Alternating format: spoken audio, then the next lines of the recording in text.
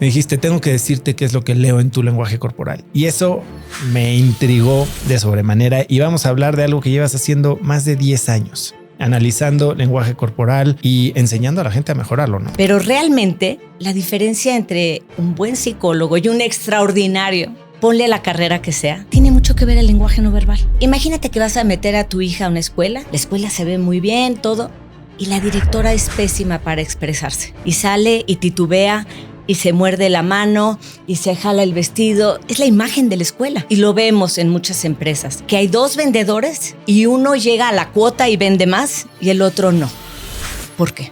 Tu cerebro, lo primero que capta es lo visual. Es gordo, es flaco, está grande, está cansado. Lo segundo es el tono de voz. Te dice muchísimo de la persona, porque la voz está directamente conectada con el sistema límbico, que son las emociones. Tú que tu profesión es estar alerta y consciente y conectada con estas microexpresiones y cambios en el comportamiento o en el lenguaje corporal, ¿cuál es tu relación con tu celular? Se llama efecto halo. Y pasa en los niños. Es más castigado un niño feo que un niño bonito. Qué triste. Con el lenguaje no verbal, lo que tú captas en la otra persona es la verdadera emoción. Puedes saber si está enojado, si está triste. Y ese es el principio de la verdadera empatía. Oye, hablabas del Botox, hace rato hablabas del tapabocas. Y hoy que estamos tan en Zoom, ¿cómo cambia nuestra habilidad de leer a la gente? ¿Y cómo afecta esa habilidad disminuida en la comunicación? Hola y bienvenidos a un nuevo episodio de Cracks Podcast. Yo soy Oso Traba y entrevisto cada semana a las mentes más brillantes para dejarte algo único y práctico que puedas usar en tu vida diaria. Hoy tengo una invitada increíble que te va a dejar muchísimos tips que puedes aplicar en tu vida diaria. Así que déjame en los comentarios cuál es el tip que más te resonó o cuál es el que vas a poner en práctica y vamos a ver qué tal te va. Mi invitada de hoy es Bárbara Tijerina. La puedes encontrar en Instagram como @bartije_sin_palabras. Bárbara es una especialista con 10 años de experiencia en asesoría y coaching en habilidades de comunicación, tanto a nivel ejecutivo como para figuras en los sectores público y privado. Es conferencista en temas de liderazgo, comunicación y lenguaje corporal y autora de los libros Lenguaje sin palabras y El poder del lenguaje sin palabras. Hoy, Bárbara y yo hablamos del lenguaje corporal, hablamos del efecto de la postura en tu mentalidad, de cómo ser un mejor líder y de cómo mejorar tus habilidades para hablar en público. Te dejo con esta muy educativa y muy interesante plática con Bárbara Tijerina. Bárbara, bienvenida a Cracks Podcast. Un gusto estar aquí contigo y con todo tu auditorio. Hoy es un día en el que me voy a sentir muy, ¿cómo se dice? Híjole, con hombro así que brinca. Sí, me voy a estar analizando todo el tiempo. Te invité hace unas semanas a cenar a mi casa y me dijiste que no podías. No nos conocíamos tú y yo, pero a través de mensaje de Instagram, que de hecho me pediste una llamada porque no sabía si te querían robar el WhatsApp. Me dijiste, tengo que decirte qué es lo que leo en tu lenguaje corporal. Y eso me intrigó de sobremanera y vamos a hablar de algo que llevas haciendo más de 10 años, analizando lenguaje corporal, estudiándolo, utilizándolo y enseñando a la gente a mejorarlo, ¿no? No es algo en lo que yo pienso mucho, pero ahora haciendo el research para este episodio me di cuenta que sí estoy consciente de ciertas cosas que hago y quiero saber si están bien o si las puedo mejorar y saber cómo lo podemos hacer, ¿no? Pero quiero empezar hablando un poquito de ti, porque cómo llegaste al tema del lenguaje corporal tiene que ver con una historia con la que también me identifiqué. Así que cuéntame de cuando fuiste modelo. Ay, fíjate que teníamos una academia de baile, mi mamá. A ver, en mi casa la música y el baile es parte de mi vida. Mi papá tocaba el piano y mi mamá bailaba. Teníamos una academia de jazz y de tap. De hecho, iba muchísima gente a la academia. Iban las hijas de Germán Dehesa, que era una maravilla, Juana Inés.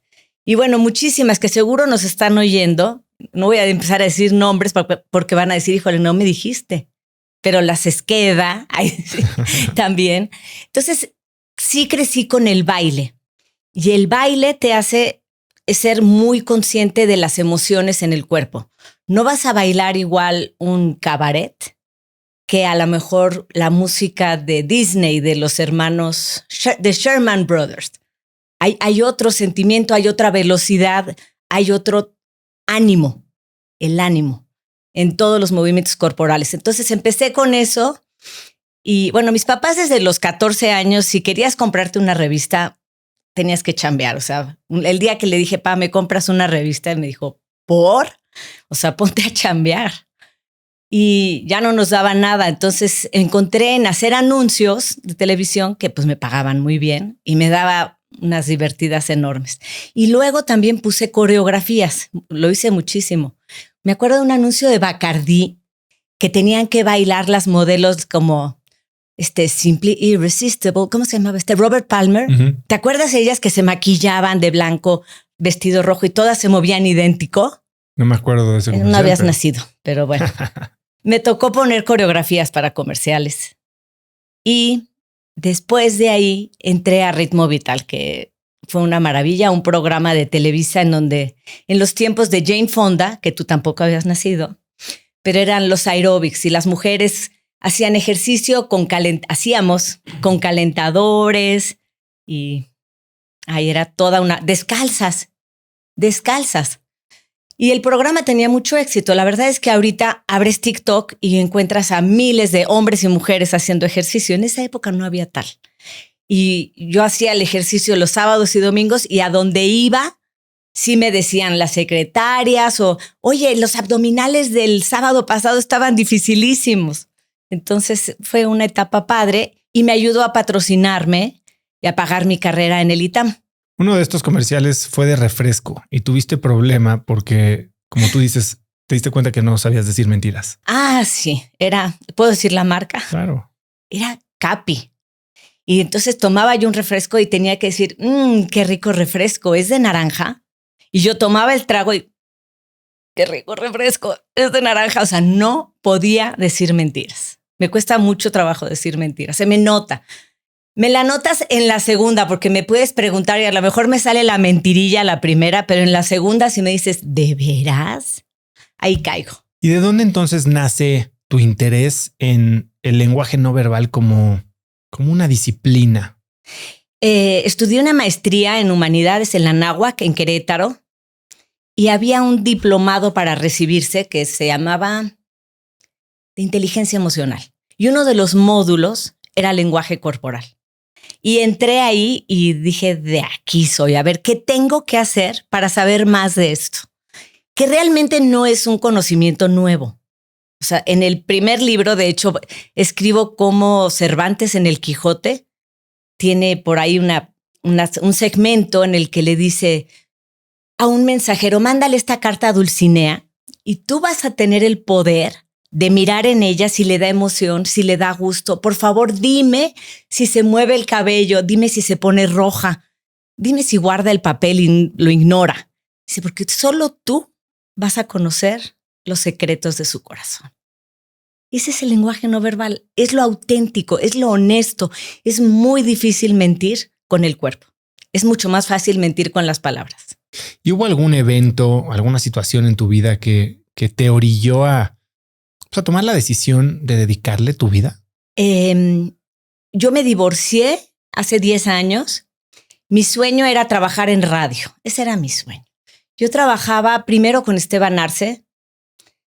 Un tiempo estuve ahí. Luego con Lucero Solórzano. Maravillosa. Pero teníamos un programa a las 10:30 de la noche que yo creo que ni mi mamá me escuchaba, o sea, francamente. Pero el programa se llamaba De Noche y de Todo.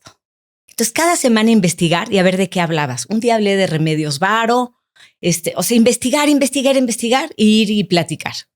Un día hasta una receta di, en mi vida he cocinado, pero bueno, daba recetas también. Y digo, oye, yo quiero seguir trabajando en radio. Fui a platicar con los de imagen ahí. Me dice, oye, pues, ¿de qué quieres hablar? Le digo, pues se llama De Noche y de Todo. Me dicen, de todo y de nada. En esta vida hay que ser especialista en algo. ¿Por qué no te pones a ver fútbol y te vuelves la experta en fútbol? Y yo, híjole, no, o sea, sí me gusta hablar, pero no tanto. O sea, no me pongas a ver fútbol. Y en ese entonces conocí a Francisco Martín Moreno, que de hecho es el que escribió el prólogo de tu primer libro. Y él me escuchó en 2 programas hablando del lenguaje corporal y me dice, ese es tu tema, ese es de la magia, síguele por ahí. Y entonces busqué a Joe Navarro, que es un exagente del FBI que tiene libros, cápsulas, También estudié en España con un grupo asesoraban a médicos y decían todo lo que pueden hacer los médicos para cambiar. A ver, la diferencia entre un buen médico y un extraordinario médico muchas veces no es el diploma ni otros estudios. Es simplemente que te miró a los ojos, que al final te agarró de la mano y te dijo vas a estar bien, que te puso atención, que no estaba en la computadora cuando estabas hablando. Y siempre digo el médico porque fue el curso que yo tomé, pero realmente la diferencia entre un buen psicólogo y un extraordinario, ponle la carrera que sea, un buen amigo y un extraordinario amigo, tiene mucho que ver el lenguaje no verbal.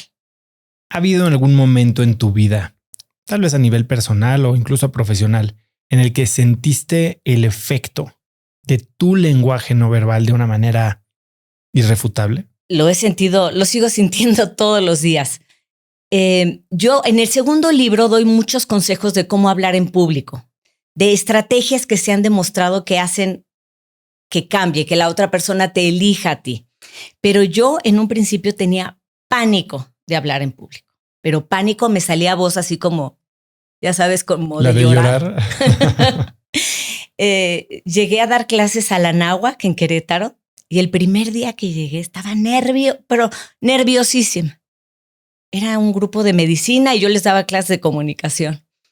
Y empecé y hablé tan rápido, pero tan rápido, que cuando volteé a ver el reloj así discretamente, ya había acabado de decir todo y pasaron 7 minutos.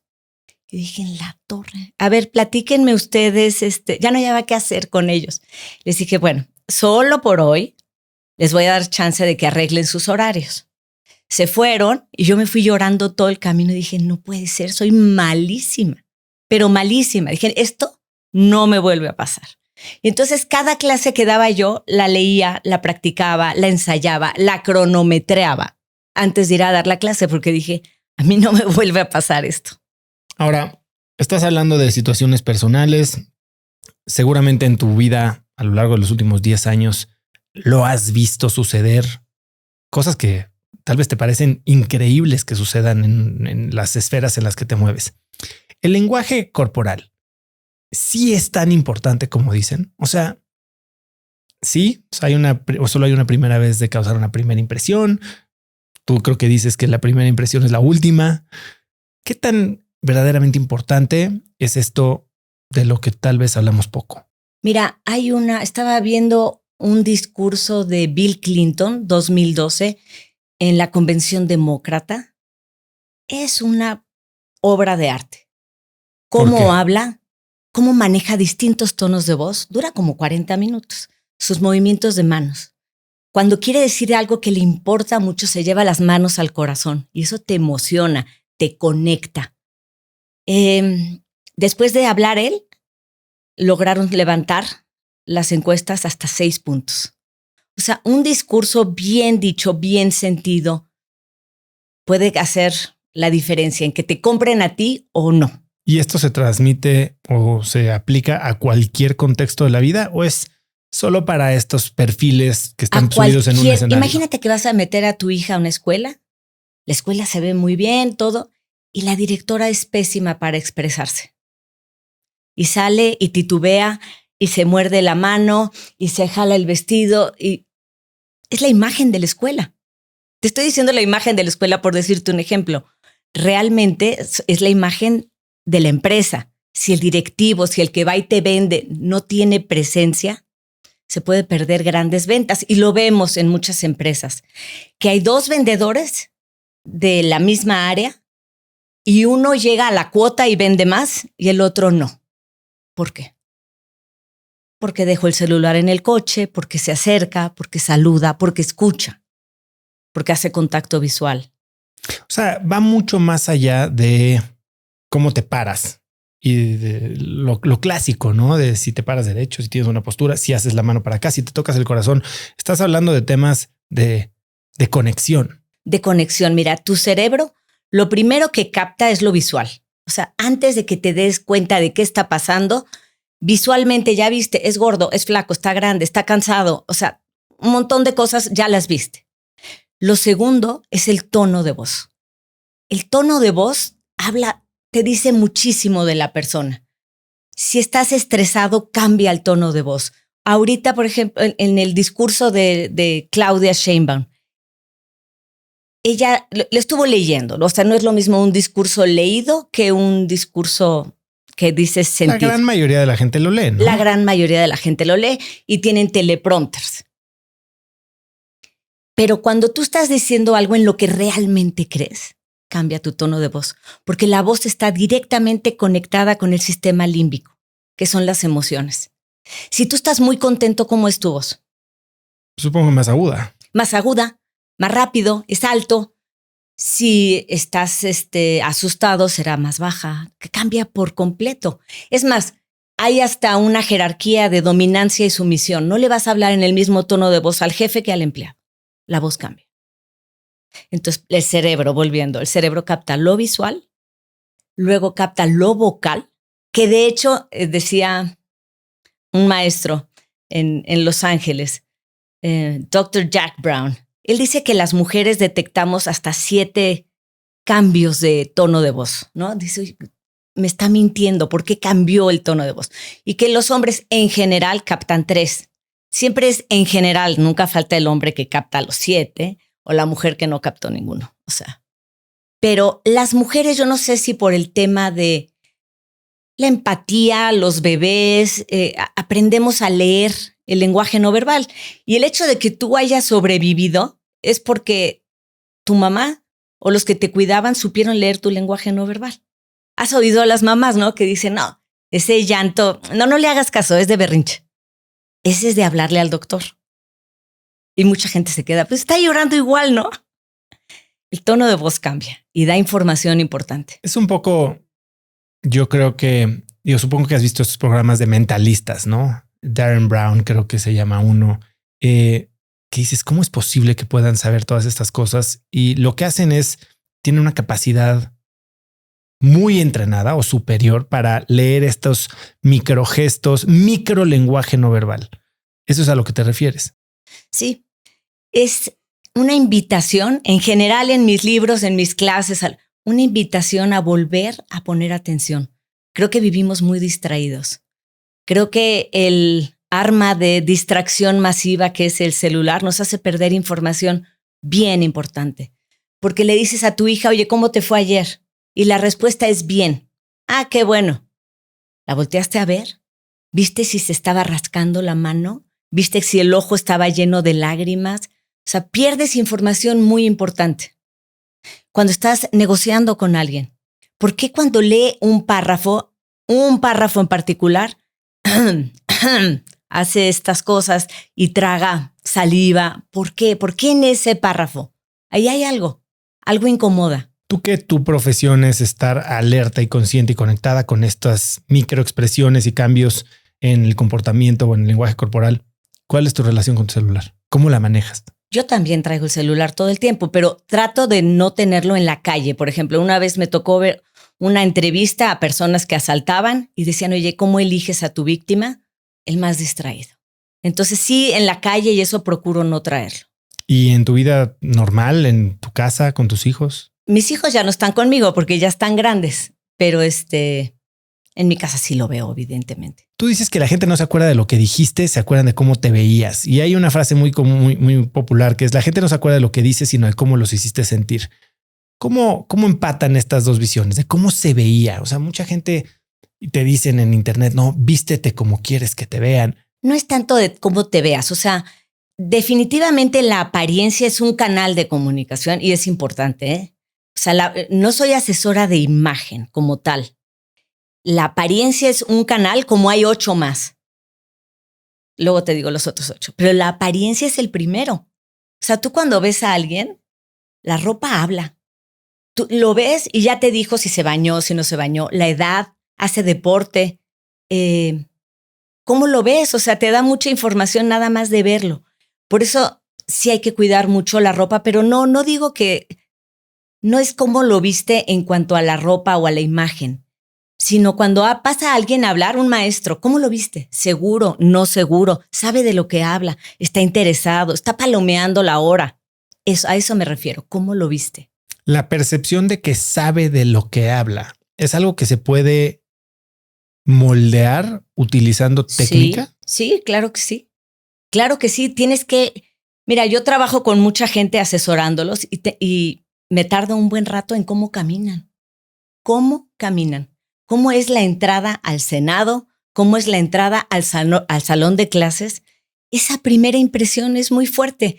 Y hay un estudio de un científico que se llama Rosenthal, que se llama el estudio Thin Slice, rebanada delgada, en el cual él y Adami, que era la otra doctora, les preguntan a los alumnos, les ponen a los maestros y los exponen por 6 segundos.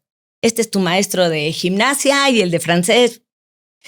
¿Cómo viste el de gimnasia? Y entonces los empezaron a calificar. Y al final del año, con un 90% de acierto, le dijeron, oye, a ver, esto es lo que pusiste del maestro, ¿qué opinas? Pues estaba en lo correcto. 6 segundos en la entrada. ¿Qué tanto impacta la atractividad física?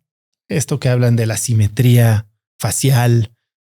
¿Qué tanto impacta eso en la percepción que alguien se lleva de ti en esos primeros 6 segundos? Tiene un gran impacto. Y es una distorsión cognitiva, el efecto halo. Se llama efecto halo, que es cuando ves a alguien guapo o bien vestido, dices, uy, es súper responsable. ¿Es súper responsable? ¿No? Nada más lo ves bien vestido y le pones atributos positivos. Y pasa en los niños. Es más castigado un niño feo que un niño bonito. Qué triste. Y fue un estudio que hicieron en el libro, está ahí reportado, de los militares. También el militar que traía el pelo bien cortadito y todo, lo regañaban menos que el que traía la camisa de fuera. O sea, sí, es un sesgo. Ay, gracias. Se me fue la palabra. Sesgo cognitivo, el efecto halo. Y son estos sesgos cognitivos es cuando corres a conclusiones sin haber analizado mucho. Y esto está interesante ahora con las mujeres y la imagen de liderazgo, porque es nuevo. La verdad es de que todavía en puestos de dirección y de política hay pocas mujeres. Y en un momento llegaron masculinizándose, porque era el patrón que conocíamos. Por ejemplo, Hillary Clinton, si tú ves sus fotos de cuando era primera dama, vestida como Olivia Newton-John con risitos y vestidos de cuadritos, y luego cuando es secretaria de Estado, y se tuvo que masculinizar, dice, no quiero que hablen de mi ropa. Y entonces ella mandó a hacer lo que se llama power suit o traje de poder. Es el pantalón y el saco, traje sastre, pero ella tenía 20 de color marfil y nada más los iba cambiando. Y ese traje ha ido cambiando. Por ejemplo, Angela Merkel también tuvo un evento terrible en donde fue a una cena con un vestido, con un escotazazazazo. Googleenlo por ahí.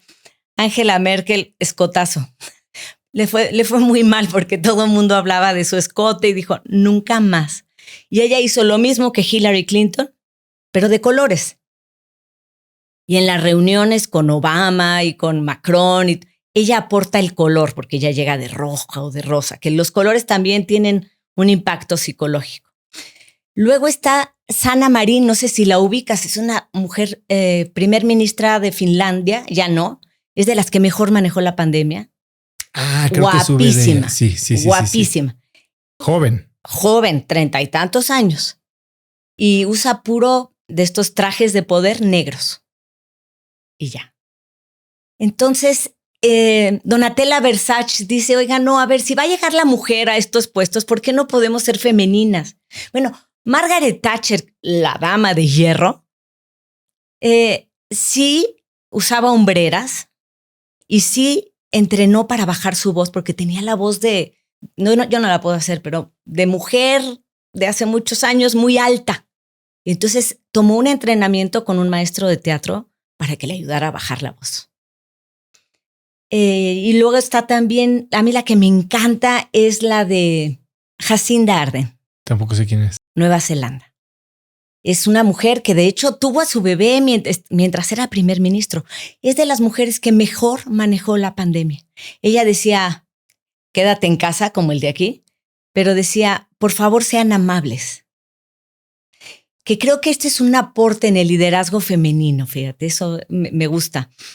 La imagen política y de cualquier persona, la tuya también, el ABC es que tienes que mostrar seguridad, seriedad y cercanía. Seguridad es yo sé de lo que estoy hablando, me preparé y sí te tienes que preparar. Seriedad, esto lo estoy tomando en serio. Cercanía, por ejemplo, si tú vendes seguros con tu cliente, yo estoy del mismo lado que tú, ¿sí?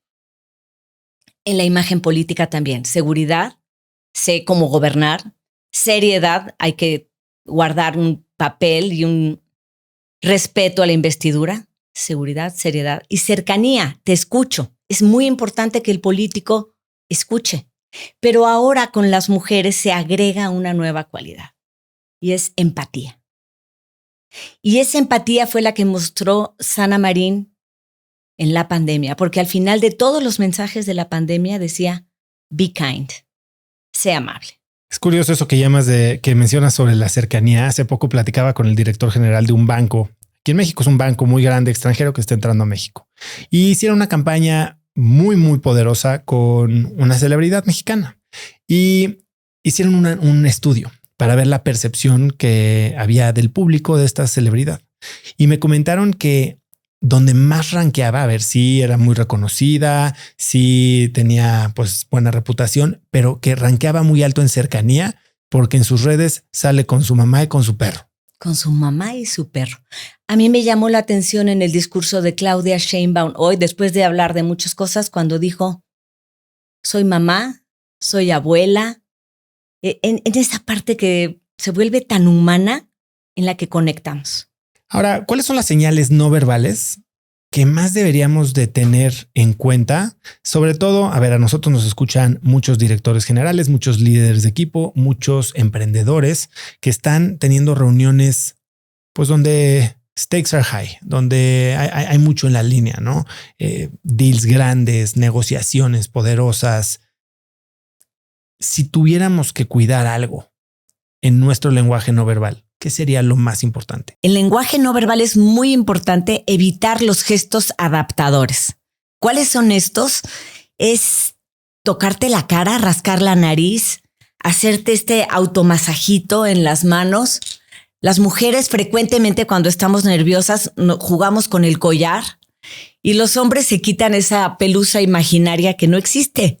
Es que siempre hay que analizar el contexto.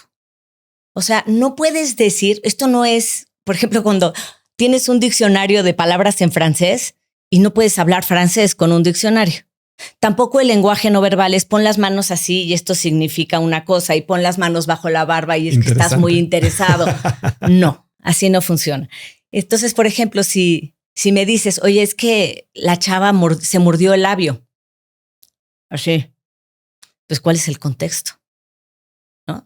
No, pues es que estaba cenando con su pareja y estaba inclinada hacia adelante y se movió el pelo. Está coqueteando. Bueno, ¿y cuál es el contexto de la otra persona? No, es que va a entrar a hablar con los cracks de Oso Traba y está nerviosa. Entonces, hay que analizar el contexto siempre, no llegar a conclusiones. No es un diccionario de pon las manos así y te vas a ver súper inteligente. No. ¿Qué es lo que hay que observar en el otro? Mira, en el libro de El poder del lenguaje sin palabras son 3 poderes.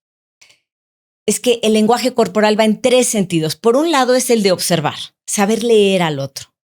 ¿Qué es lo que hay que observar en el otro? Muchísimas cosas. Si me dices Kinder 1, dime por dónde empiezo. Que si está cómodo o incómodo. Eso es lo más elemental. ¿Está cómodo la persona con la que estás negociando o está nervioso? ¿Cómo ves la comodidad? Amplitud de movimiento, respiración relajada, que se toma su tiempo. Eso sería lo elemental. Entonces, ese es el primer poder, observar. El segundo poder es tú, cómo pones tu mejor versión. Imagínate que vas a entrar a una entrevista, ¿no? Me preguntan muchísimo eso, la entrevista de trabajo. ¿Qué tengo que hacer? ¿Cómo saludar? Ya sabes, les digo, la entrevista de trabajo empieza en tu casa cuando amaneces. Si tú amaneces y dices, híjole, seguro van a escoger a alguien más, eso se va a ver. Errores en la entrevista de trabajo, los más importantes son hablar de más, meter las manos en las bolsas, interrumpir, poner barreras, poner tu computadora, la bolsa para protegerte. Y ese saludo cuando lo hacen demasiado prolongado, ¿sabes? El contacto físico debe de ser breve. Es una persona que no conoces y estar así como sujetándolo por mucho tiempo está contraindicado. Ahora, si tú tienes nervios, el entrevistador se lo vas a proyectar a través de las neuronas espejo y lo vas a poner nervioso también. Entonces mantén la calma. O sea, el chiste del lenguaje no verbal no es nada más poner una postura, tienes que poner una mentalidad antes. Entonces, si en la mañana amaneces y dices, uy, seguro van a escoger a alguien más, ya, lo traes puesto. Y una vez que llegues, sí ser muy consciente, pues desde antes de llegar saludar, ¿no? Me ha tocado gente que llega a una entrevista de trabajo y es un plomo, mientras llega, no voltea a ver a nadie, no saluda, y cuando llega con el entrevistador, es el más simpático. Entonces hay que cuidar esos detalles. No hablar de más, darte tu tiempo. Creo que parte del liderazgo es tomarte tu tiempo para caminar, para hablar. La prisa no es de alguien seguro de sí mismo. Me interesa muchísimo saber qué es lo que es tu experiencia también analítica. El ponerte frente a frente generalmente invita a blanco-negro. Sí, no. Es antagonismo. Los lugares de la silla, de la mesa dan cierta percepción. El líder, si es una reunión, el líder debe de estar viendo hacia la puerta, porque él ve quién entra y quién sale. ¿Quién es el que tiene más poder? El que está a su derecha. Si quieres hablar con alguien y quieres llegar a un acuerdo, es más fácil que llegues a un acuerdo si está junto a ti así que si está así. Y en una conversación como esta en la que se busca generar este entorno de intimidad en el que, mucha gente me ha dicho gracias porque no hay más gente en el estudio, ¿no? He ido a entrevistas donde hay 14 personas y no me siento cómodo o cómoda. Fíjate que layout tiene mucho que ver, y te voy a echar un piropo, tiene mucho que ver tu actitud. Entonces yo creo que tiene mucho que ver tu paz. Desde que llegué, tú estás aquí cool, tranquilo y contagias ese ambiente. Y sí, se contagia el estado de ánimo. Yo creo que esa es de las cosas que más hablo en el tema de liderazgo. No hay nada más contagioso que las emociones. Y un líder que diga, chin, esto está de la patada, nos va a ir mal, eso permea. Y lo saben muy bien los entrenadores de fútbol, o sea, lo sabe muy bien Guardiola. Ha hablado mucho del lenguaje corporal. Hablan mucho de eso. O sea, cuando ven un jugador que viene y que trae mala energía, mejor hablen con él, que no contagie. Una manzana podrida te va a podrir al resto de las manzanas. Has hablado de muchas cosas que hay que considerar y hablas como un líder hace contacto visual, pero esta es una de las cosas que yo creo que cambian mucho en el contexto y sobre todo en la cultura. Si está bien visto o no bien visto el contacto visual, ¿cómo pensar en nuestro contacto visual en el contexto de nuestro lenguaje corporal? Tienes toda la razón, tiene una connotación cultural. O sea, por ejemplo, en Japón, el contacto visual es una falta de respeto, es una intromisión. Y en las pláticas de Zoom apagan la cámara, porque es una intromisión, es una falta de respeto. Otorgamos la mirada a quien consideramos valioso. Y pasa mucho. Haz de cuenta que estamos aquí tú y yo, y viene un dueño de una empresa con 3 empleados. Sería muy común, o pasa en muchos contextos, que acaban hablando solamente con el dueño porque es el que les interesa. Y los demás se quedan con una sensación de que no le interesé, no me volteó a ver. Bueno, me lo han dicho mujeres que llegan a sesiones de consejo cuando ellas son las tomadoras de decisiones con un miembro de su equipo y al que le hablan es al hombre. Así sucede. Y yo creo que eso es como para poner un gran tache y decir no quiero tener negocios con alguien que ni siquiera me otorgó la mirada. Ahora, ¿cómo manejar nosotros nuestra mirada en un contexto, vamos a hablar latinoamericano, medio anglosajón, que podemos compartir algunos valores y costumbres para ser más efectivos? Pues es importante voltear a ver, pero tampoco así como lo estamos haciendo tú y yo. Si lo hacemos, si nos quedamos viendo durante mucho tiempo, o sea, hay hasta una reacción fisiológica. O sea, si tú llevas a tus perritos al parque y se junta con otro perrito, tienen una reacción de segundos en donde establecen si se van a pelear o si van a ser pareja. Entonces, el contacto visual sí hay que voltear a ver a todos, pero tampoco... Y más cuando saben que ves el lenguaje no verbal, a mí ya... Eso te quería preguntar a ti, porque así como los psicólogos dicen, bueno, es que todo el tiempo me está psicoanalizando mi prima o mi pareja o mi amigo. Yo siempre les digo que no, pero la verdad es que sí. Tú estás todo el tiempo analizando gente. Pero el otro día platicaba con un ortopedista y me dice, me pasa igual. Dice, voy caminando y digo, ese trae la espalda chueca, ve cómo camina. Cuéntame, ¿qué has encontrado? Seguramente te has topado con situaciones en las que tal vez estás en un restaurante, tal vez estás viendo un debate, una negociación, algún video en el que hayas visto una actitud o un lenguaje corporal que digas... Me pasa muy seguido. O sea, anteayer fui a cenar con mi esposo, estábamos viendo no estábamos viendo, estaba yo viendo la mesa de al lado y le digo, esa pareja tiene los días contados. Y bueno, pobre, porque ya se acostumbró. Pero sí, o sea, vi un lenguaje no verbal de una pareja con 2 niños en donde nada más interactuaban a través de los niños. Y cuando él hablaba, ella hacía los ojos para arriba así de, ay, no puede ser. ¿Qué es lo que dice Gottman de Content? El Gottman Institute te dice que si mandas un video y si ven o los ojos así, o el desprecio, que el desprecio es la única... que es unilateral, se jala el cachete de un lado así. Cuando algo no te gusta, por ejemplo, que dice tu suegra, sí, vénganse a comer el domingo. Como que no quiere. Y entonces cuando ves esto en una pareja, sí, me acuerdo que yo cuando estudié en Stanford había una clase que se llamaba Relaciones Interpersonales o Dinámicas Interpersonales. Y uno de estos videos era Los 4 jinetes del apocalipsis de Gottman y hablaba del contempt o el desprecio. Sí.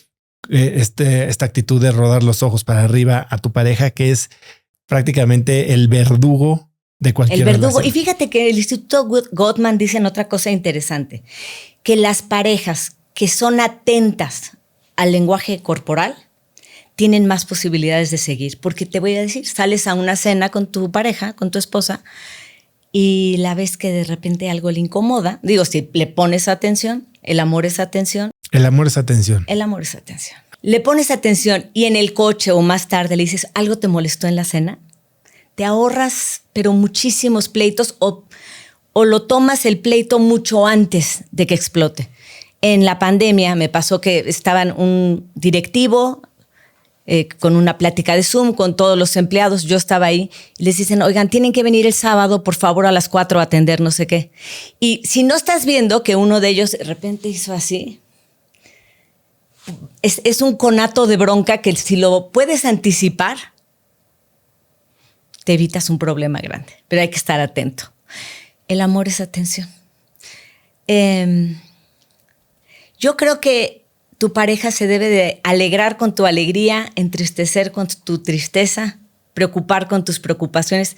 Tiene que reflejarte las emociones. Y si no está atento, no puede percibir eso. Mira, cuando empecé a estudiar esto del lenguaje corporal, yo lo que quería era cachar mentiras, sinceramente. A mí me las cachaban todas. Y yo cuando vi que había técnicas y todo, dije, a ver, yo quiero saber. Y entonces le hablé a Joe Navarro, que estaba en Nueva York, y me puse a buscar a todos los que supieran de mentiras. El que te diga de lenguaje corporal, que te diga, yo sé cachar mentiras, y si se toca la nariz es mentira, te está mintiendo, porque no hay un comportamiento Pinocho. Pero sí hay personas que son mejores que otras para detectar el engaño. Entonces empecé a cachar mentiras. ¿Cuál fue la mentira más dura que has cachado en tu carrera, en tu vida? Pues muchas. Ahí estoy súper entusiasmado en este proyecto. Dices, híjole, no está nada entusiasmado en ese proyecto. Pero bueno, cuando me empezaron a decir, oye, es que tú cachas mentiras y no sé qué, ya se tapaban, dije, esto está horrible, porque además yo también digo mentiras. Todos mentimos. El que diga que no miente, miente. Y además hay que mentir. Imagínate que te dice tu esposa, oye, ¿me veo gorda? Sí. No. Claro que no. Entonces dije, no, esto no tiene sentido. Yo no quiero ser detective ni nada. No le encuentro sentido a esto. Y después me fui a tomar otro curso en Los Ángeles, en donde encontramos que con el lenguaje no verbal lo que tú captas en la otra persona es la verdadera emoción. Puedes saber si está enojado, si está triste. Y ese es el principio de la verdadera empatía. Entonces dije, no, espérense, tráiganse mis libros de regreso. Esto sí me gusta. Y me pasó en la pandemia que estaba yo asesorando a una chava que estaba tomando cursos, quería que la subieran de puesto. No hablábamos de cosas personales, hablábamos de su lenguaje no verbal en la empresa. Y me dijo, oye, ahora que estoy estudiando la expresión de las emociones y que veo cómo se ve la alegría, la tristeza, llevo un mes enojada con mi esposo. Y el otro día lo estuve viendo mientras hablaba, vi nuestro cartelito de cómo se ven las emociones. Y ya lo caché. Entonces se volteó y le dijo, ¿a qué le tienes miedo? Y dice que se abrió una conversación increíble. Había estado enojado cuando en el fondo lo que tenía era pánico. Entonces, cuando tú sabes leer la emoción del otro, es el principio de la verdadera empatía, es mucho más fácil trabajar en equipos y es mucho más fácil, pues bueno, Dalí lo decía, para interesar a los demás hay que emocionarlos. O sea, cuando alguien sabe las emociones del otro, te pueden vender lo que quieran. Por eso ahorita todos los algoritmos y los celulares y todo, si saben qué te emociona, te pueden vender lo que sea. Háblame de la respiración. Ahí hablamos de la mirada. Vamos a hablar de los pies, que ya hablaste que es importante. De los pies no he hablado, pero... Bueno, lo dijimos antes de empezar a grabar. Háblame de la respiración. ¿Qué comunicamos con nuestra respiración? No hay emoción sin respuesta en el cuerpo. Todas las emociones tienen una respuesta en el cuerpo. ¿Por qué? Porque y todas son buenas, ¿eh? No hay de que emociones malas. O sea, aunque no te guste tener miedo, pues el miedo es nuestro sistema ancestral de alerta. Si no tuvieras miedo, no te fijarías al cruzar la calle. Si no tuvieras miedo durante la pandemia, no tomarías cursos para que no te corrieran. El miedo también nos mueve. No es malo. Ahora, ¿qué pasa con el miedo? Pues se alerta el sistema simpático del cuerpo, se producen adrenalina, te da más sed, te da taquicardia, tu respiración es más corta. Entonces, la respiración responde a las emociones. Si tienes miedo, tu respiración será diafragmal, acá arriba, cortita. Cuando estás relajado, puedes ver, trabajé con un grupo de psicólogas, en la panza, ves cómo se infla la panza cuando alguien está relajado. Es fundamental para el manejo y control de las emociones. Cuando estudié inteligencia emocional, inteligencia emocional se puede hablar muchísimo, pero en breve es, en lugar de reaccionar, responder. Elegir ante algo que te llega, cómo responder y no reaccionar. Y eso lo puedes hacer gracias a la respiración y a darte tiempo. Si tú ves la emoción en el cerebro, se activa el sistema límbico, la amígdala, ¿sí? Cuando tú tratas de darle un nombre a esa emoción, cómo te sientes, ya pasa la actividad de la amígdala al cerebro racional. Ya cambia esta hiperreactividad. Hay un ejemplo que pongo ahí que me gusta mucho, que la emoción llega. Nadie te dice, hoy vas a estar triste, hoy vas a estar enojado. No estás ni preparado, la emoción llega. Pero el que tú decidas ponerle gasolina a esa emoción o una cubeta de agua es lo que hace toda la diferencia. ¿Tú tienes alguna práctica que te permita? Es mindfulness, ¿no? Es quien dice, yo no medito y lo he intentado muchas veces y lo hago de repente más seguido y de repente no lo hago nada. Y dice, el que no tenga tiempo para meditar 20 minutos tiene que meditar 2 horas, ¿no? A mí también me cuesta muchísimo trabajo. Voy a clase de yoga y me vuelvo loca cuando me dejan en una postura mucho tiempo. O sea, digo, ya, por favor. Pero yo creo que cada quien tiene que encontrar esa salida, ¿no? A mí, por ejemplo, yo toda la vida he hecho ejercicio. Te digo que teníamos una academia de baile. El domingo le dije a Paco, mi esposo, traigo ansiedad. Tengo una semana cargadita. Voy a bailar tap. Entonces me pongo mis taps y les zapateo todo lo que puedo y regreso. ¿En tu casa? En mi casa. Y regreso nueva. Pero hay gente que pinta. Hay gente que... Yo respiro profundo bailando, la verdad. Dices entonces que los pies, y hablando de tap, los pies son la parte más honesta del cuerpo. ¿Por qué? Porque es la parte más lejana del sistema nervioso central, de la cabeza, es la que menos controlas. Si estamos aquí ahorita y yo trato de evitar que se note una emoción, facialmente lo puedo hacer. O sea, puedo hasta ocultar lágrimas, puedo hasta sonreír aunque me esté llevando la trampa. La cara la podemos... Estamos como más acostumbrados a hacer un poker face, ¿no? Pero los pies son muy difíciles de controlar. Y, por ejemplo, Vladimir Putin ha estudiado muchísimo lenguaje corporal. Él estudió con Alan Pease, un australiano, que se arrepiente de haberle enseñado. Pero bueno, es que en el poder, qué importante es mostrar esta imagen de fortaleza, ¿no? Porque es un hombre bajito y, bueno, lo muestran así, con parado, con los pies separados y ocupando espacio.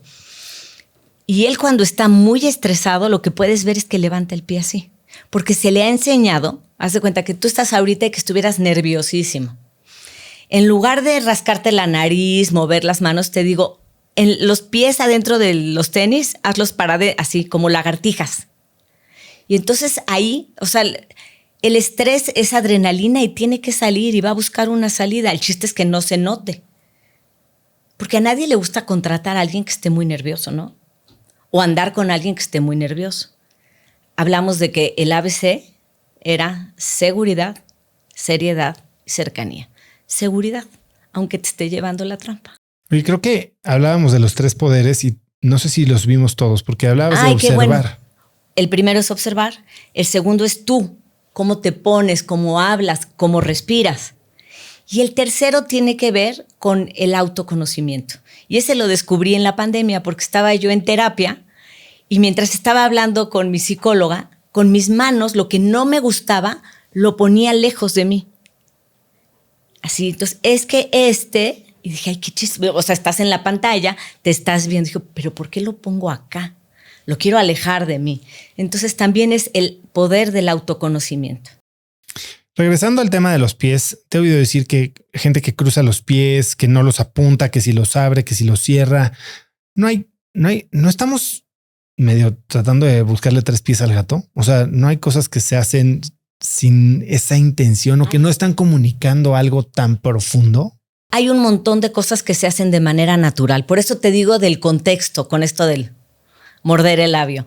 Por ejemplo, cuando cruzas los brazos, hay una foto de John F. Kennedy con Nixon, en donde están los dos parados después del debate y los dos están con los brazos cruzados. ¿Están cerrados a la conversación? No. Puede ser que haga frío. Cuando hace frío es común, como hoy, cruzar los brazos. Pueden ser las neuronas espejos. Normalmente cuando hay conexión con alguien, adoptas las mismas posturas. O sea, si tú te pones así y hay conexión, probablemente me ponga igual. Entonces sí, hay muchos comportamientos que son muy naturales y no hay que buscarle más pies al gato. Pero los pies, lo que yo digo mucho es que hay que ver cuando hay un cambio. O sea, si yo estoy negociando contigo, Oso, y te estoy escuchando y me estás diciendo, ofreciendo cosas, y de repente dices algo donde yo cambio la postura, o pongo los pies típico atrás de la silla, atorados, o los cruzo. ¿Qué dice eso? Incomodidad. Es que yo lo hago mucho y no es por incómodo, sino no es como por anclarme aquí en una... Bueno, también depende. Sí, oye, en los noticieros muchas veces ponen unos banquitos que están así desnivelándose. O sea, hay que ver la naturaleza. Pero el chiste es el cambio. Si en el momento en que tú me dices, oye, pero en lugar de 5 te voy a dar 2, y ahí viene el torzón de pies, pues no le gustaron los 2. Y a lo mejor si lo observaste, estás a tiempo de negociar antes de que te digan que no. Porque notaste la incomodidad cuando dijiste 2. Entonces puedes decir, bueno, pueden ser 3. ¿Cuáles son los errores más comunes o qué deberíamos de cuidar, digamos, en una negociación, en cuanto a los pies, vamos? En cuanto a los pies, es importante dirigir las puntas de los pies hacia la persona con la que estás hablando. Ahora, si tú y yo estamos hablando aquí y de repente se incorpora alguien, lo prudente, lo educado, lo lindo sería que yo y tú abriéramos el pie para que entrara la persona a la conversación. No sé si te ha pasado que llegas y están hablando dos personas, saludaré, no saludaré, entras y si no te abren la puerta del pie, di buenas noches, nos vemos al ratito, lo estás incomodando. Has hablado mucho de la postura, pero también hablas de las emociones y lo que denotan estas emociones. Tú hablas de detectar miedo, detectar nerviosismo. ¿Qué otros tells, qué otras pistas dejan estas emociones que son claves en un contexto ya sea de una relación amorosa tal vez, pero también profesional? Pues el exceso de tomar líquido habla de que está la adrenalina a todo lo que da el destino. Lo veíamos en los debates, ¿no? A Maines y todo, que agarraban el termo y que no había agua suficiente para el estrés que no podían manejar. ¿Con la sonrisa? Con la sonrisa falsa. Una sonrisa que, fíjate, yo me tardé años en estudiar cuál era la sonrisa auténtica y la sonrisa falsa, ¿no? Y entonces, al final, después de que lo estudió, el francés, ahorita te digo cómo se llama, que estudió cuáles son los músculos que se mueven en la sonrisa auténtica. Para decirlo de una manera más fácil, la sonrisa auténtica se ve en los ojos. Y lo veíamos con el cubrebocas, porque traen el cubrebocas y en el ojo veías si la sonrisa era auténtica o no. Y entonces mucho tiempo se dijo, la sonrisa Duchamp. Es que Duchamp es el que estudió la sonrisa. ¿Cuáles son los músculos? Si yo te digo algo y te hago muy feliz ahorita y te digo, oye, ahorita que salgas de aquí, hay un boleto para que te vayas a Las Vegas mañana. Mira, esa sonrisa que tienes, esa es auténtica y viene del cerebro límbico emocional. Si yo te digo, oye, oso, ¿puedes sonreír a la cámara para una foto? No vas a lograr mover los mismos músculos, no hay forma. Y entonces yo tenía la sonrisa falsa tache, ¿no? Pero ahora en Harvard han hablado muchísimo de que no está bien decir que es fea o mala la sonrisa falsa, porque cuando una persona sonríe es que está dispuesta a cooperar. Y a la gente le gusta trabajar con gente que está dispuesta a cooperar. Ahora, se han hecho estudios en donde sonríen más los empleados que los jefes. Entonces también se vincula con la sumisión. Y sonríen más las mujeres que los hombres. Y entonces, a mí eso me ha costado trabajo porque no sería capaz de decirle a una mujer, deja de sonreír. Pero cuando es esta sonrisa falsa y querer agradar, hay que modularla porque tampoco la sumisión. Y además la otra cosa que ocurre es que cuando las mujeres son muy sonrientes, hay hombres que creen que les están tirando la onda. Y no. ¿O sí? Y hablas también de los nervios. Yo me he dado cuenta que no sé si es nervio o incomodidad. Yo me pongo a ordenar. Me pongo a arreglar, a mover las cosas como medio toc, pero ese es mi escape tal vez de la ansiedad que estoy sintiendo durante una conversación, una discusión, un momento tal vez de nerviosismo. Hay que enseñar a la gente a manejar porque todos tenemos ansiedad. Yo, por ejemplo, tenía un señor al que asesoraba, ¿me prestas tu pluma? Y que me decía, mira, cuando alguien toma la pluma y habla con la pluma, es un elemento distractor. Al final acabas viendo la pluma en lugar de a la persona que te está hablando. No hubo manera de quitarle la pluma. Me dijo, no, esta es mi pluma de Dumbo. Sí, era como su ancla. Es mi ancla, me gusta hablar con mi pluma y no me la quites. Dije, bueno, vamos a hacer una cosa. Porque cuando hablaba con la punta hacia... Y esto puede ser muy agresivo. Dije, nada más, un favor, voltéala del lado rombo. Entonces, cuando habla así, que ya lo hace distinto. Y sí cambia. Esto parece como una banderilla y esto no. En toda la gente que has asesorado, ¿cuál ha sido el cambio que mayor impacto ha tenido? Y no me tienes que decir en quién, pero algo que tú hayas visto que cambió en su manera de actuar, caminar, hablar y que haya tenido un efecto prácticamente inmediato. Te voy a decir que lo pongo de hecho en el libro, que antes has oído hablar la palabra carisma, ¿no? Es muy carismático. Y antes nos decían así como que o se nace. O naciste o llegaste tarde a la repartición del carisma, ¿no? Y ahora no, ahora lo que se dice es que se puede trabajar en el carisma.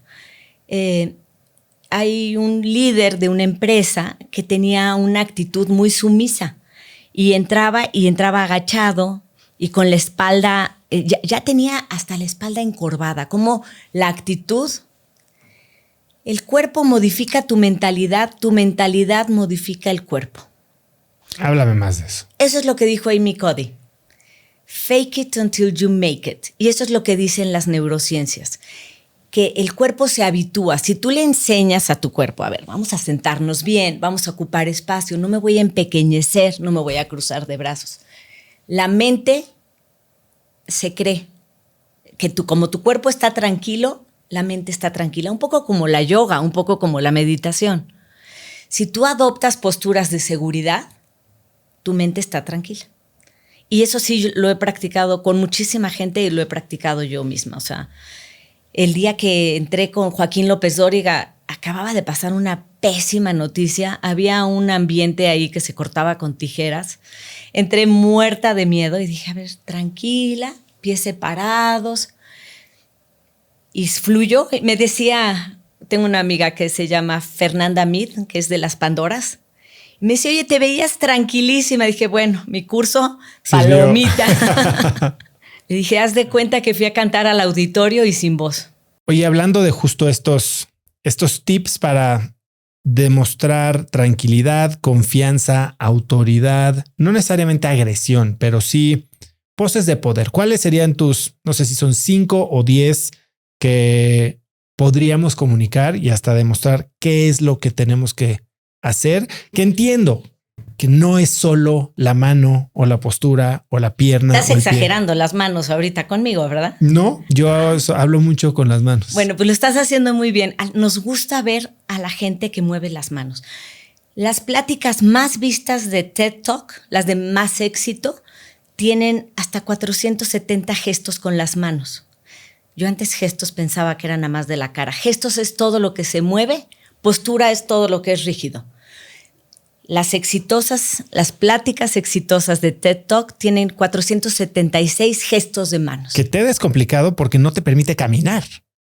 Estás confinado a ese círculo. Pues sí, pero con el movimiento de manos lo que se ha comprobado es lo que te decía anteriormente. Un líder contagia emociones. Cuando tú estás hablando y mueves las manos, contagias. Las pláticas que tenían menos vistas y menos éxito, las manos no las mueven. Ahora, ¿en dónde las mueven? Ahí te va. Pero necesito que te pares. Que me pare. Pues me paro y a ver, vamos a ajustar cámaras tantito. Perdón. Muchas personas cuando hablan... Estoy ya adelantada, no sé si estoy como normal. Estás bien. Haz de cuenta que estás en una TED Talk. Imagínate que me vas a vender algo. Pon tus manos de la cintura para abajo, ahí, y véndeme algo. No, pues imposible. Pero mucha gente lo hace. Vengan a esta escuela porque es la mejor. O hay otros que lo hacen con las manos acá arriba y parecen locos. Como la película esta de Ricky Bobby, que no sabía cómo usarla. Me ha tocado gente que habla aquí. Hay que hablar con las manos en esta caja, aquí. Aquí se llama el plano de la verdad. Y aquí es donde yo te vendo y aquí es en donde yo te digo qué es lo importante. Ok. Este es donde uso las manos. ¿Qué otra cosa tendría yo que estar haciendo? Voy para allá. Si yo tengo las manos aquí enfrente y nos está viendo el público, ¿quién creen que va a hablar? Tú. Obvio. Y si pongo las manos atrás y tú pones las manos enfrente, ¿quién es el que va a hablar? Pues yo. Exacto. Entonces el que va a hablar tiene que tener las manos a la vista, nunca en las bolsas y nunca abajo de la mesa. Perfecto. A ver, nos seguimos. Vamos a regresar a nuestra posición habitual. Y aquí es para los que escuchan en Spotify que se den cuenta que Cracks en YouTube es mucho más divertido. Te voy a hablar de las posturas de las manos. Perfecto, hablemos de las posturas de las manos. Este clip, ¿qué tenías en mente para este clip? Poner a Leticia, a ti. Pero de las posturas de las manos. De las posturas Perfecto. De las manos. A ver, entonces ya me dijiste cómo posicionar las manos durante un discurso, una exposición de pie. Y yo hablo mucho con las manos. Sí lo hago. No sé si es mi ascendencia italiana, que no tengo nada, pero ¿qué hago con mis manos? A ver, nos gusta ver a la gente que use las manos y además se ha comprobado que la gente recuerda mejor lo que tú dijiste si usaste las manos. ¿Qué hay que usar? La pinza. La pinza es precisión. Las manos de campanario, pero no hay que abusar de esto. Esto los políticos ahora, como Angela Merkel lo hace, todos lo quieren hacer. No. O sea, yo sí lo uso. Si vas a decir lo más importante de esta plática, es esto. Y usas las manos. Ahora, esto si estoy sentado. Si estás sentado o parado también puedes. ¿No está más raro? ¿No? Lo usan muchísimo. Y estos que dicen los mudras o no sé cómo se llaman estas cosas. Sí dicen que es un mudra, pero ahí te fallo. Bueno, dicen que se comunican los dos hemisferios. Ya.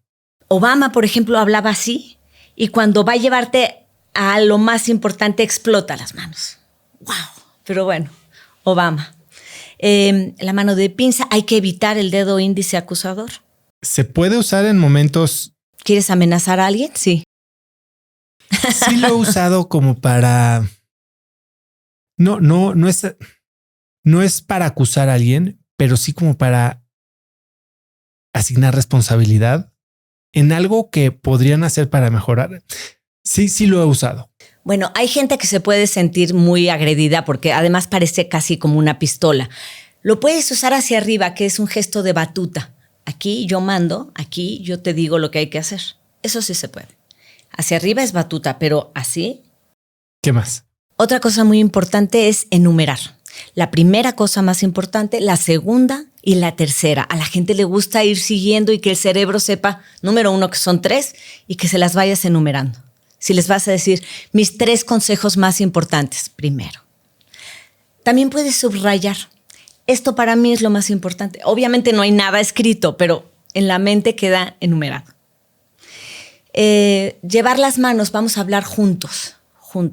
Y mostrar las palmas. Las palmas se relacionan con la honestidad, con la honradez. Jacinda Ardern, de la que estábamos hablando, ella siempre muestra las palmas y crea una buena atmósfera con eso. ¿Qué hay de este movimiento como golpearte las manos y como para...? Pues habla de fuerza, de entusiasmo. No lo veo mal, pero fíjate qué curioso. Y esto lo han descubierto también los del FBI, los que hacen interrogatorios. Los movimientos de manos van un poquitito antes que tus palabras. O sea, si los tratas de coreografiar, no está fácil, porque van antes. O sea, tú ya estás pensando que quieres hablar juntos y ya juntaste las manos antes de decir la palabra juntos. Por eso cuando a alguien lo asesoran mucho y le dicen, aquí pon las manos así y aquí pon la mano así, se siente falso y a la gente no conecta con lo que es falso. Entonces, el lenguaje corporal se puede... Porque por un lado estamos hablando de que se puede mejorar, se puede practicar, se puede fingir. Sí, se puede fingir los actores y todo, pero no por mucho tiempo. No por mucho tiempo, porque la comunicación viene de un área del cerebro, del subconsciente. Viene de las emociones, viene de una respuesta química. O sea, es muy difícil falsearlo. Has hablado de muchos personajes globales, históricos. ¿Qué hay de los personajes, digamos, más relevantes en la política mexicana el día de hoy? En la política mexicana, bueno, lo que yo he visto es que se imita mucho un perfil, ¿no? O sea, hemos tenido la figura del presidente Andrés Manuel López Obrador y se ha copiado el lenguaje, ¿no? Como por ejemplo en Starbucks ya hacen un lenguaje en el que pides tu café venti, ¿no? Son palabras del lenguaje de Starbucks. Hay un lenguaje de Andrés Manuel que ya se usa y se espejea. ¿Cuál es ese lenguaje? ¿Y qué comunica? Que comunica que son parte de un grupo. Comunica pertenencia, ok. Pertenencia. Pero ¿soporta el mensaje? O sea, porque... Eso es lo que vamos a ver ahora con la nueva presidenta, si puede, porque ahorita en el discurso repite, ¿no? Repite palabras como el humanismo mexicano y la pobreza. No sé, dijo 4 frases que son las típicas que ha repetido el presidente durante mucho tiempo. No son de ella, son de él. Yo creo que va a ser interesante conocer su voz propia, porque copiar una imagen de un personaje que ya no está. Yo sinceramente ahorita en las imágenes cuando vi que el presidente se salió de San Lázaro, vi un partido huérfano. Ha sido un personaje muy fuerte, un narcisista que ha estado presente en todo. O sea, es difícil hablar hasta del gabinete porque es el gobierno de un solo hombre. En la mañanera, cuando está hablando alguien más, el presidente estaba parado ahí. No se sentaba y no se iba atrás. Entonces, vamos a ver ahora. Eso es en los políticos locales. Y bueno, como ya mencionaste, Donald Trump, estamos a punto de ver unas elecciones que pintan para estar más reñidas de lo que se esperaba. Kamala Harris, como vicepresidenta, pues No nunca figuró pintó mucho.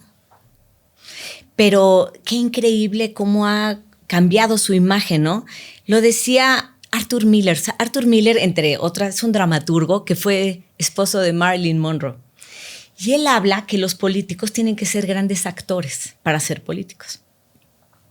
Y dice que le llama mucho la atención como un candidato es humano hasta que ya sale como presidente en la Casa Blanca. ¿Cómo se ve el poder? ¿Cómo les cambia? Y yo creo que Kamala Harris ha trabajado mucho en su imagen. Con todo y que tenía esta habilidad como fiscal para hablar, es autónoma, no le tienen que decir ni qué hacer. Pero creo que una gran respuesta que tuvo en el debate, fue que respondía con gestos a todo lo que decía Trump. Hay muchísimos memes y muchísimas fotos de Kamala Harris reaccionando a lo que decía Trump. Aparte de gestos como hasta risibles y coloquiales, como si fuéramos amigos y te hago una cara de no manches. Bueno, pero de no manches. Pero cuando te dicen que se están comiendo a los gatos y a los perros en Springfield, pues sí hace una cara de incredulidad. Y lo que han calificado la gente eso es de un gran acierto, porque al final eliges a los políticos, pero porque se parecen a ti. Y lo que tú esperas es una reacción normal en la cara. Eso fue parte de lo que le costó la candidatura a Hillary Clinton. El aplanamiento emocional. Hablaba Trump, decía lo que eras y ella seguía sonriendo. Ese es el problema del Botox también. Hay muchos personajes en México y en Estados Unidos que el Botox te va aplanando las emociones. Se mueven músculos diferentes. ¿Lo has visto en alguien a quien les recomendarías quitárselo o dejárselo de poner? Josefina Vázquez Mota, cuando andaba de candidata, era un aplanamiento emocional que no sabía si estaba enojada, triste o contenta. Claudia Sheinbaum también, yo creo que han hecho un gran trabajo de imagen en ella, trabajado mucho. Le hicieron este peinado de la cola de caballo, creo que fue sugerencia de un español que también asesoró a Petro.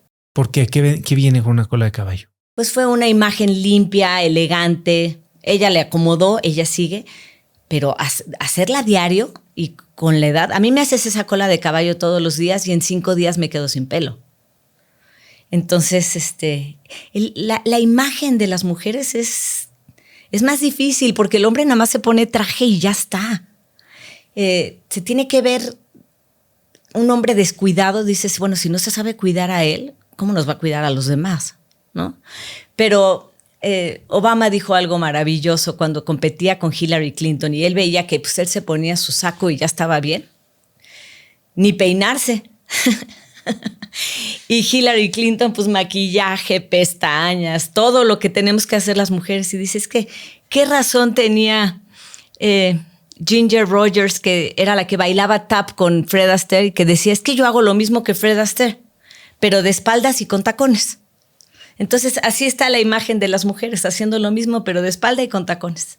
Oye, hablabas del Botox, hace rato hablabas del tapabocas, y hoy que estamos tan en Zoom, y aparte le sumas que unos están en Zoom con tapabocas o con cámara apagada o con Botox, ¿cómo cambia nuestra habilidad de leer a la gente? ¿Y cómo afecta esa habilidad disminuida en la comunicación? Se han hecho estudios y los jóvenes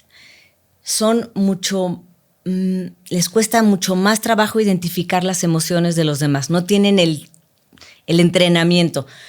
Yo no sé tu generación, la mía, si la mamá te pelaba los ojos, sabías perfecto que te quedabas callado o venía un zape. Esas habilidades las han perdido los jóvenes. O sea, les hicieron un estudio en Los Ángeles en donde les enseñaban a los chavos rostros de expresiones de emociones y no tan claramente distinguían cuál era la emoción. Ahora, eso de experto en lenguaje no verbal suena así como muy... Realmente todos estamos cableados para leer el lenguaje no verbal de los demás. Desde chiquito sabes con quién ir, con quién no ir. Sabes que cuando hay un examen de matemáticas te puedes imaginar la cara de todos los niños en el examen. Sabes quién va a copiar. Seguro sabes quién, el que empieza así, viendo para el techo. Todos tenemos esa cualidad, nada más hay que entrenarla y hay que aprender un poco del comportamiento natural, de qué pasa en el cerebro, qué pasa con las emociones, qué pasa con la adrenalina. ¿Cómo entrenas esta habilidad? O sea, hay libros, hay cursos. Hay un montón de libros. Flora Davis fue de las primeras. Maurice Gilbert, El hombre desnudo. O sea, yo creo que sí vale la pena. Y en Harvard lo han propuesto como una materia que deberían todos de estudiar. En Australia los niños lo estudian desde muy chicos. Los ponen incluso en una pelota así, a poner su mano en la panza y a ver cómo respiran, cómo se siente la respiración y cómo se siente la respiración cuando están enojados y cómo se siente una paleta y en dónde se siente el gusto de la paleta. Ser un poquito más conscientes de todas esas sensaciones y emociones. ¿Qué es más presencia plena? ¿Qué es más presencia plena? Hablabas hace un momento de esta TED Talk de Amy Cuddy que tiene más de 10 años, una de las más escuchadas, en las que habla de su teoría del power pose, ¿no? Cómo tu estado corporal puede modificar tus emociones. Tu mentalidad. Y tu mentalidad, exacto. Exacto. Y también hablas de que hay el mismo efecto contrario, ¿no? O sea, me la creo y entonces actúo, o el efecto alter ego, ¿no? Que mucha gente se asume esta identidad en su mente de una persona diferente para alguna situación de impacto. Beyoncé, que tenía esta Sasha Fierce y se subía siendo una persona completamente diferente al escenario y su cuerpo la seguía. Háblame un poco más de eso. ¿Cómo funciona y cómo lo has visto en práctica? Lo he visto mucho en el deporte. En el deporte lo practica. No sé si has visto a Nadal cómo sale a la cancha. Yo no sé si tiene un pésimo día, si le duele la rodilla. Él sale y brinca y le enseña el bíceps al contrario. De tal manera que el contrario es impresionante cómo se empieza hasta a empequeñecer. Porque imagínate que vas a competir contra Nadal y sale como toro de lidia. Entonces, eso de que lo vemos en el tenista y en alguien lejano, lo aplicamos a nosotros también. O sea, no todos los días te mueres de ganas de trabajar. No todos los días te mueres de ganas de ir a hablar, de ir a dar clases. Pero si empiezas a tomar la postura de qué padre que voy a llegar, voy a hablar, separar los hombros, respirar tranquilo, abrir, voy a ver qué emoción voy a descubrir en el otro, cambia por completo tu actitud y tu reunión y a lo que vayas a tener que ir. Y hablando de lo que te dices. Lo que te dices a ti mismo es impresionante. A veces somos nuestro peor saboteador, ¿no? Yo creo en eso firmemente y qué triste que tenga alguien más que decírtelo, ¿no? Que a veces no crees en ti, tenga alguien de fuera que venir a decirte que lo estás haciendo muy bien. A estas personas que asesoras, ¿cuál es la instrucción? ¿Cuál es el ejercicio que les recomiendas hacer antes de subirse a un escenario, entrar a un debate, entrar a una cancha? ¿Sabes qué hago mucho? Busco un evento exitoso de ellos. Todos tenemos algo que hayamos superado, que nos haya costado muchísimo trabajo.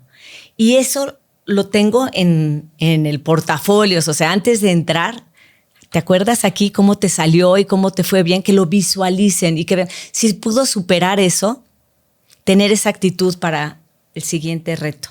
Hablabas ahorita de los hombros y sé que tienes como 3 pasos, ¿no? Para mejorar tu postura. Si quieres asumir una postura de poder, ¿cuáles son los 3 o 4 pasos que tienes que hacer? A ver, las 3 A's que digo en el libro son hazlas conmigo. Los hombros arriba, que hasta se siente rico, la verdad. Atrás, pero atrás, más atrás, que duela. Eso. Y abajo. Ok, ya salieron nuestros cuellos. Parece que saca el pecho, ¿no? Te saca el pecho, pero los cuellos, yo lo hago mucho, me llama la atención porque los hago en auditorios, están todos sentados así, ya sabes, y a la hora que les digo las 3 A's y empiezo a ver los cuellos de todos, cambia por completo la actitud y la mentalidad. con una postura así. Lo triste y de lo que habla Amy Cuddy es que el estar en el celular, ¿tú has visto las posturas que, no voy a decir los jóvenes, que yo adopto? O sea, nuestra columna se está dañando de estar así viendo el celular. Velo en un aeropuerto. O sea, yo se lo he dicho a Paco, vamos caminando, le digo, ve en esa fila las posturas, por favor. Todos con el peso de la cabeza y la joroba, haciéndose una joroba. Y esa postura crea una mentalidad de no valgo, no puedo, no quiero correr riesgos, ¿por qué me voy a atrever? Entonces, arriba, atrás, abajo. ¿Qué otra cosa tenemos que tener en mente? Ocupar espacio. Soltarlo. O sea, te voy a enseñar ahorita las fotos de un gorila lomo plateado, cómo ocupa espacio. Un pavo real cuando quiere lucirse. Una cobra. ¿Cómo nos ponemos cuando triunfamos? ¿Tú qué haces cuando ganas? Cuando gana tu equipo. Pues te paras orgulloso. Nada más te paras así. Wow. Pues subes los brazos. Ajá. A ver. Exacto. Eso hacemos todos. Y te voy a enseñar aquí ahorita una foto de un estudio que se hizo en Los Ángeles, en las Olimpiadas, en los Paralímpicos, en donde 60 deportistas que en su vida han visto celebraban con los brazos en alto. Entonces, nadie les enseñó de que, oye, cuando ganes, levanta los brazos. Es innato, es natural, es universal. Así nos comportamos. Cuando nos sentimos poderosos, ocupamos espacio. Hace un momento hablabas de las mujeres y la empatía, ¿no? O sea, estar conscientes de las emociones de los demás y sobre todo decías, el amor es atención. Y estar atento te da una ventana que ya sabrás si quieres tomar o no para conectar. Y esta conexión tiene que ver con la empatía. O sea, en el liderazgo se está hablando mucho de el liderazgo servicial, de la vulnerabilidad y de la empatía. ¿Cómo combinas estas tres, pero sobre todo la información que te da el lenguaje no verbal con la empatía para ser un líder más efectivo? Mira, la empatía es que hay de 3 tipos de empatía. Empatía es ponerte o sea, ver al otro y saber lo que estás sintiendo, ¿sí? Eso lo haces a partir del lenguaje no verbal. O sea, si estás viendo que cruza las piernas, cruza los brazos, puedes hacerte una idea de cómo se está sintiendo, ¿sí? Pero el narcisista usa mucho la empatía cognitiva, que ese es otro tipo de empatía. ¿Qué es eso?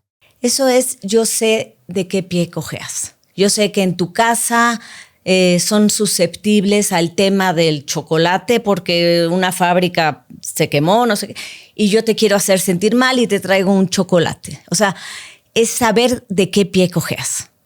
Y también lo puedes saber a partir del lenguaje no verbal. O sea, la empatía hay que ver que la que vale la pena y la que hay que construir es la compasiva y el saber cómo se siente el otro y saber cómo apoyarlo, pero existe la otra. ¿Y cuál sería la tercera? La empatía normal, sé cómo se siente y no hago nada. La empatía compasiva, sé cómo se siente y le quiero ayudar. La empatía cognitiva, sé de qué pie cojeas. Y yo te puedo vender exactamente lo que quiera. Decías, en el liderazgo, es vital la empatía porque si tú dices, el lunes a las 8 voy a hablar, te voy a hablar de liderazgo. Tomé una clase con Ismael Cala, de él es la frase porque me parece fantástica. Él dice que un buen líder es aquel que es capaz de leer la energía del grupo y dirigirla. O sea, porque tú puedes ser un líder que digas, el lunes quiero que hagamos todo esto. Si no leíste la energía del grupo y no sabes que vienen de una pésima semana y que el lunes no es el día para hacer eso, toda tu dinámica se va a ir a la basura. Tienes que saber leer la energía del grupo. Ya la leíste, ya viste cuándo es el momento, la puedes dirigir a donde quieras. Uno de los temas que mencionabas hace un momento es el tema de las células espejo. Y cuando hablas de negociación, digo, seguramente con la gente del FBI, como Chris Voss, que lo menciona mucho en sus libros, esta técnica de negociación de espejear a la gente, ¿no? A mí siempre como que me ha sonado un poco difícil de hacer o hasta forzado. Si tú estás con las piernas cruzadas, entonces yo me tengo que poner con las piernas cruzadas y entonces eso va a hacer que conectemos. O sea, ¿cómo se hace el mirroring de una forma natural sin que parezca fake? Se hace de manera súper natural. El rey, otra vez, del rapport es Obama. Y si tú googleas Obama rapport, vas a encontrar cómo cuando está sentado con el príncipe Harry, se sienta igual que él, se arremanga igual que él, está idéntico. Y cuando está con Vladimir Putin, adopta la misma postura, la pierna contraria. ¿Y no pierdes autenticidad cuando haces eso? ¿No pierdes tu individualidad? Pero generas una buena armonía. La verdad es que cuando estás platicando, no se trata de ser falso. Y aquí subrayo mi libro porque dice con autenticidad. Si algo sientes que es fingido y es falso, no lo hagas. No. Tiene que ser algo que sientas natural. Pero cuando lo empiezas a practicar, si te das cuenta, me tocó una psicóloga que estudiaba conmigo que me platicaba que tenía una chavita que la llevaba su mamá con ella al consultorio. La chavita no quería ir con ella, evidentemente. Y entonces me dice, es que ya no sé qué hacer, porque llega, se sienta, se pone así, y yo le trato de sacar y no le saco nada, y bueno, adiós, nos vemos la próxima semana. Y justo estaba estudiando lenguaje no verbal conmigo. Y le dije, oye, intenta el rapport, no vas a perder nada. A ver, cuando llegue y se siente, te vas a sentar igual que ella. ¿Cómo? ¿Igual que ella? Si se sienta en el piso, te sientas en el piso con ella. Si te empieza a hablar con el tono así de qué flojera, le hablas con el tono de sí, qué flojera. Bueno, regresó y me dijo, se abrió la comunicación. Se sentó en el piso, oye, qué día, sí, qué flojera. Y de repente, oye, es que ¿sabes qué? Y se abrió la comunicación. Es increíble lo que puedes lograr con el rapport. O sea, parece cuando lo lees suena como una danza ridícula y no lo es. No lo es. Oye, mucha gente que nos escucha está en etapa de dating y de buscar parejas y lo hacen ahora a través de las apps y llegan al date y como que es un tema complicado y lo platico yo con mucha gente cercana a mí y debe ser, yo llevo casado 12 años, 15 con mi esposa, no me imagino lo que ha de ser ir a un date hoy en día, pero supongo que puedes cambiar el desenlace de una primera cita o una segunda cita si estás consciente de este tipo de cosas. Pues sí, mira, una de las cosas es lo que ya has dicho tú hasta 3 veces hoy. El amor es... Atención. Y si ves las parejas de enamorados, ¿qué hacen? Se ven, se escuchan, el celular no aparece. Claro que con los años pues va cambiando eso y es natural. También sería ridículo que siguiéramos con los mismos comportamientos, ¿no? Pero... A mí me encantaría. ¿Sí? ¿Te gustaría el cortejo para siempre? Sí, me encantaría. Ay, yo creo que sería falso, ¿no? O sea, sería más falso que el rapport. Pues no sé. A mí me gusta pensar en esas maripositas. Pero se compensan con otras, que es que ya me conoce, la complicidad. Bueno, una cosa de las que pasa con las parejas cuando pasan unos años, por ejemplo tú, ya te caminan igual, hablan igual, les gustan los tacos en el mismo lugar. Es un rapport y ese también es muy bueno y luego se extraña mucho cuando... Hace poco hablaba con Tere Díaz Sendra y platicábamos de que una de las razones de la infidelidad no es salirte de la relación, sino salirte de la persona en que te has convertido. Híjole, sí. Sí. Hay una película, ahorita te digo cómo se llama, que ella dice, Mary McAdams, la que es guapísima. Ah, sí. Rachel McAdams. Diario de una pasión. Ajá. Y que dice, es que yo dejé de pintar. Yo pintaba y desde que estoy contigo no pinto. Y yo creo que eso es, fíjate, eso me lleva a un libro que leí de un abuelo que él decía, híjole, y no me acuerdo cómo se llama el libro, pero lo padre de este abuelo es que dice, yo les podría decir cuáles son las vocaciones de mis nietos, porque después crecen los chavos y dicen, híjole, no sé a qué dedicarme. Y es tan fácil cuando los ves de chiquitos, lo ves y dices, bueno, es que a este le fascina estar construyendo cosas, a esta le fascina estar leyendo cuentos y en la vida lo vas perdiendo, lo vas olvidando y luego dices, ¿y yo para qué soy buena? ¿Qué es lo que a mí me gusta? esa desconexión. Y entonces el abuelo decía, les voy a escribir a mis nietos todo lo que con qué los veo que vibran ahorita. Y eso me gusta mucho, me lleva a una reflexión de un director de orquesta, Sandler, que un día entró en una crisis porque dijo, a ver, llevo años de dirigir orquestas, tengo varios pósters y varios discos con mi batuta, así, pero yo no emito una nota. O sea, no tiene sentido mi vida. Se bajó de la recámara, se quedó en la sala, la esposa no sabía qué hacer con él. Regresó a las 4 de la mañana. La despertó. Ya entendí. De cómo yo dirija a la orquesta, depende que brillen los ojos de los músicos. Eso es puro lenguaje corporal. Si yo logro transmitir mi emoción con mi batuta, la orquesta va a brillar. Eso me lo dijo Alondra de la Parra. Y yo, a ver, ves a la persona, sabes que sabe tocar todos los instrumentos, pero la ves con su palito y después te dice, es que ¿cómo respiras? Le digo, ¿de qué estás hablando? Sí, ¿cómo respiro yo? Le está hablando a la orquesta. Y yo no tenía ni idea.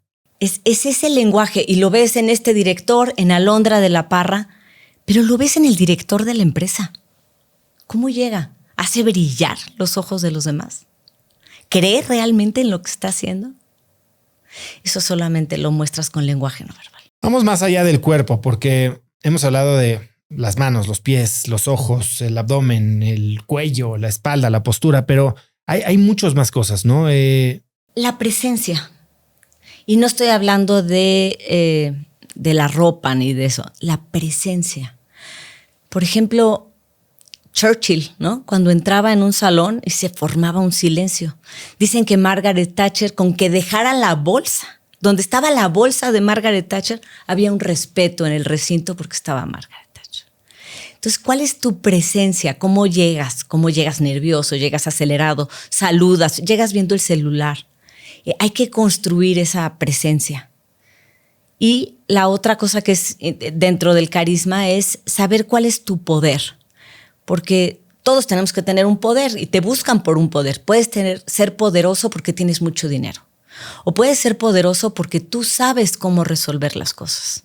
O puedes ser poderoso porque tú conoces a las personas. Pero entonces hay que saber cuál es tu poder y explotarlo. Y el tercero es la calidez. Seguimos buscando seres humanos y nos siguen moviendo la gente que es cálida, que te escucha, que le da gusto verte en la mañana. En cuanto al espacio personal, lo decías al inicio de la entrevista, tal vez la diferencia entre un buen doctor y un gran doctor es ese doctor que te toma la mano, se te acerca, te da un abrazo. Y hoy, bueno, cada vez más hay más conciencia alrededor de el contacto físico, ¿no? Sí. De hecho, hay muy famoso Keanu Reeves, cómo se toma fotos y no toca a la gente, ¿no? Sí.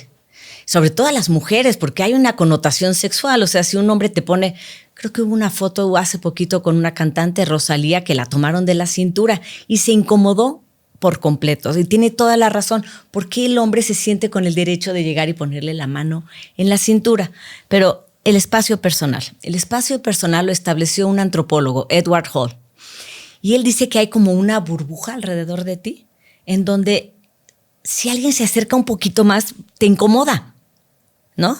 ¿Te ha pasado? Hay gente que llega y se acerca a hablarte y dices, hazte para allá, por favor. Nos pasa en el elevador. O sea, estamos con desconocidos que están rebasando esta distancia personal. ¿Y cómo lo compensamos? Volteando a ver el techo, poniendo la bolsa de barrera. Es muy importante los espacios personales, respetarlos. Y, por ejemplo, Joe Biden tuvo que pedir perdón porque él en campaña le sacaron un video en donde se acerca demasiado. Se llama el video Cerca o Demasiado Cerca. Se acerca mucho, sobre todo a señoritas, a niñas, y puedes ver la amígdala de las niñas, cómo sienten que están rebasando una distancia que no deben. O sea, con los ojos tratan de voltearse, las puntas de los pies volteadas para el otro lado, porque son distancias que no deben ser. Este espacio personal es cultural. O sea, si vas a China, te formas y están todos pegados, uno con otro, y te respiran en la oreja, no pasa nada. Si vas a Estados Unidos y pasas a medio metro de alguien, te dicen, excuse me. Entonces, cuando vas a un lugar, a lo mejor no puedes saber el idioma tal cual, pero debes saber cuáles son las reglas del lenguaje no verbal para no incomodar. ¿Y hay alguna convención aquí en México? Aquí en México lo que tenemos los mexicanos es que somos de mucho contacto físico. Cuando vienen los americanos a hacer negocios se incomodan muchísimo porque somos de mucho apapacho y abrazo y beso. Bueno, y del saludo. El saludo. El saludo. Bueno, yo estudio mucho el saludo político, porque tú sabes que cuando se van a encontrar Macron con Zelensky o con quien sea, enfrente hay 500 cámaras que van a detectar cuál fue el impacto de ese saludo. Al final es oxitocina, es piel con piel. Es mucho. Donald Trump, por ejemplo, tiende a saludar. Hay 3 tipos de saludos, ¿no? Este es el equilibrado, este es el correcto. Así debe ser. Y el contacto así. Nunca falta el que va al gimnasio y que quiere demostrarte que yo, mira qué seguro de mí mismo soy, y te deja el anillo ahí clavado. O el que es así de pescado, le decimos, horrible. Luego hay saludo de sumisión, que es con la palma hacia arriba, y estás de cuenta, un empleado hacia un jefe muy importante, entonces pone la mano de sumisión. Esto es así, sumisión. No sabía, nunca lo había visto. No, tú volteala para el otro lado, así. Yo soy sumisa y pues tú te quedaste dominante, ¿ok? O al revés. ¿Sigue sucediendo eso? Sí, parece como saludo de la realeza. Sí, pero que así. le vas a dar besar la mano a alguien. Besamanos, claro. Donald Trump lo que hace es que te saluda de sumisión, pero luego te descoloca. Hay miles de videos de Macron en donde le cuesta trabajo mantener el pie. Trudeau, bueno, con el que en paz descanse, Shinzo Abe, buscas el saludo más incómodo de Donald Trump, son 19 segundos. Imagínate que estamos así. Y te voltea la mano para hacerte pues fíjate que ahí sí lo hizo equilibrado, pero 19 segundos. Y entonces Shinzo Abe está así y voltea a ver a la cámara y dice, ¿a qué hora termina esto? Y cuando termina de saludarlo se recarga y hace así. Pero Macron estudió esto y Trudeau y platicaron. Y yo sé que platicaron con Enrique Peña Nieto también. Y dijeron, oye, ¿qué vamos a hacer con Trump? O sea, no puede ser que nos salude y nos haga este tipo de cosas. ¿Cómo lo neutralizamos? Y entonces Macron tuvo un saludo con él y cuando lo saluda, le ensarta el pulgar a Trump. Cuando digo le ensarta, le deja, mira, ¿ves cómo te estoy dejando blanco? Sí, sí, sí. Bueno, ahí lo dejó naranja, pero le apachurra la mano Macron. Y Trump lo voltea a ver con cara de... ¿Qué haces? ¿Qué te pasa? Termina, todavía se queda con su mano así. Y dice Macron, en política no hay que dar concesiones, ni las simbólicas. Pintó su raya. Saludo, espacio corporal o espacio personal. ¿Qué hay de el lugar? No sé, ya hablamos de cómo te vistes y si estás bien acicalado y demás. ¿Cómo se ve el orden? ¿Qué comunica de mí, por ejemplo, un escritorio? Un escritorio, como tienes la mente. Y hay cosas que no nos damos cuenta. Por ejemplo, el otro día fui a ver a un abogado y tenía 200 folders sobre su escritorio. Entonces la persona que llegó y le llevó su caso se convirtió en el folder 201. Entonces, ¿cómo se va esta persona yéndose después de que dejó su folder? Sí te vamos a atender. En una ocasión también aquí en México hubo un temblor y el presidente Andrés Manuel transmitió desde una oficina que creo que no era la de él, en donde se veía un desorden que dices, el entorno comunica. ¿Qué comunica de México nuestros aeropuertos? Híjole, ya ni me digas. El entorno. O sea, ¿a cuántos mexicanos les está costando hoy en día vender un producto por la imagen que hay de México?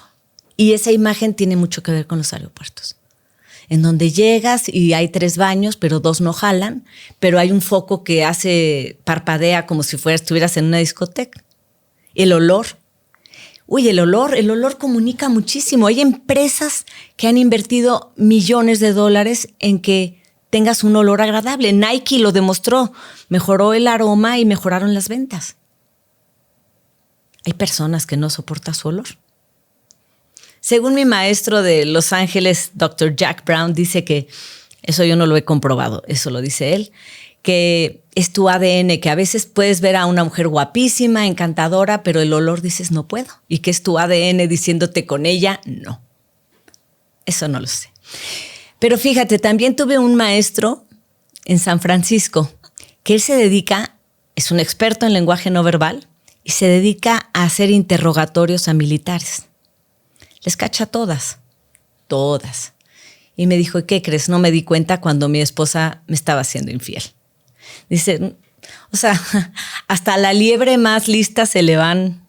Bueno, lo decía SBJ de el Crypto Exchange FTX, ¿no? Decía, la gente no ve lo que no está buscando. Ah, exacto. Esa yo tengo un video porque fíjate, era una campaña para motociclistas. Seguro has visto el video de que se pasan el balón un equipo blanco y un equipo negro. Y te dicen cuántos pases da el equipo blanco. Entonces pasa un oso. Va siguiendo el equipo blanco y pasa un oso bailando y no lo ves. Eso es lo que se llama también en medicina la profecía autocumplida, ¿no? Que estás tan en mente de que seguro tiene apendicitis, que ya no ves todos los demás síntomas. Entonces también eso es lenguaje no verbal. Vas a poner atención en todo y vas a decir, ¿por qué si me está diciendo que me quiere y que todo está bien? Está todo el tiempo viendo su celular, sus pies están cruzados hacia atrás. No le creo. Hay un libro que se llama Anatomía del Amor, de Helen. Ahorita te digo quién. Y Helen Fisher. Y lo que ella dice, ella estudia por qué nos gustan los que nos gustan y por qué no nos gustan los que no nos gustan. Porque no sé si te pasó, pero había veces que la mamá te decía, mira el hijo de mi amiga, mira qué guapo, qué lindo, todo perfecto. Y sales y dices, no. Y entonces hay ciertas cosas que nos atraen y ella lo estudió en los animales y estudió el lenguaje no verbal del coqueteo en los animales, que tiene mucho que ver con el de las personas. Al final, lo que hace una mujer y un hombre cuando están en la conquista es atraer la atención. Voltéame a ver. Los tacones hacen ruido. Escúchame. Hay risas, hay sonrisas, hay movimientos de pelo. Ahí enseñamos el cuello. El cuello es nuestra parte más vulnerable. Cuando te sientes en peligro no lo enseñas. Y como hombre, creo que para cerrar la idea de los tips para un buen date. Voy a sonar bien repetitiva, pero la atención. Yo he visto los hombres cuando están en fase de coqueteo, no hay celular, no hay fútbol americano, no hay nada que los distraiga de escuchar la historia que les estén contando. Pero hasta lo acabas de hacer, en lenguaje no verbal es... inclinarte hacia adelante, ¿no? Te estoy poniendo toda, o sea, no es lo mismo escucharte aquí que si me inclino, o sea, te estoy poniendo de verdad toda mi atención. Bueno, yo creo que hay millones de cosas que podríamos... Cuidar la apariencia, ¿no? Te quieres agradar. Al final, cuidar el olor, locioncita. Oye, pero a ver, hablando de cuidar la apariencia y los sesgos, claramente lo que es una apariencia aceptable, y vamos a hablarlo en un contexto de negocios, ha cambiado mucho a lo largo de las décadas, pero más a lo largo de los últimos 5 o 6 años, ¿no? Inclusive después de la pandemia. Hoy ya ves que nadie usa corbata, ya ves que es mucho más aceptable en un contexto hasta bancario llegar con unos tenis limpios y bonitos y lo que tú quieras. Pero en Silicon Valley, pues también es shorts, chanclas y hoodies, ¿no? O sea, no estamos hablando ya de prejuicios y entonces juzgando a cualquier persona que pudiera llegar con alguna imagen diferente sin razón. Mira, siempre juzgamos. El cerebro está juzgando todo el tiempo. Eso de yo no juzgo no existe. Y lo hace el cerebro por protección. Si tú vas caminando por la calle y viene alguien enfrente, lo vas a juzgar.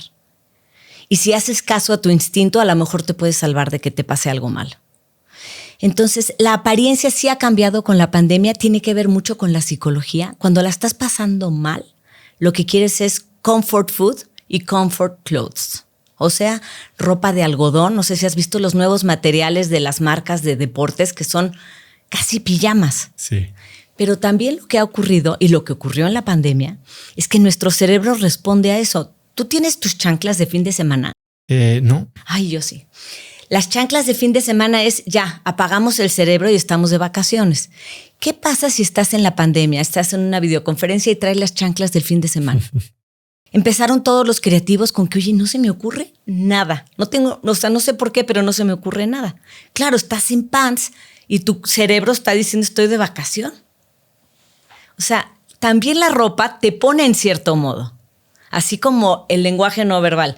Las mujeres nos arreglamos para una boda y cambia hasta cómo caminamos, o sea. Bueno, yo te voy a decir, ha habido entrevistas y yo no me ponía un traje hace 1000 años y los que tenía parecían que eran como de mi papá, de que me quedaban ya hasta grandes.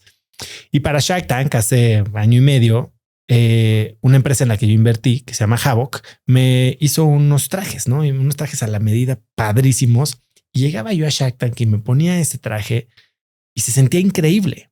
Y hay ciertos momentos, sobre todo recuerdo un par de entrevistas en los que dije, tengo que llegar con un lenguaje no verbal que incluye cómo me fui a cortar el pelo, me puse mi traje y hasta cuidé cómo me paraba y me presentaba porque sabía que eso iba a ser leído y que iba a influir en cómo se llevaba la plática. Vístete para el trabajo que quieres, ¿no? Es bien dicho. Para hacerlo, primero hay que parecerlo.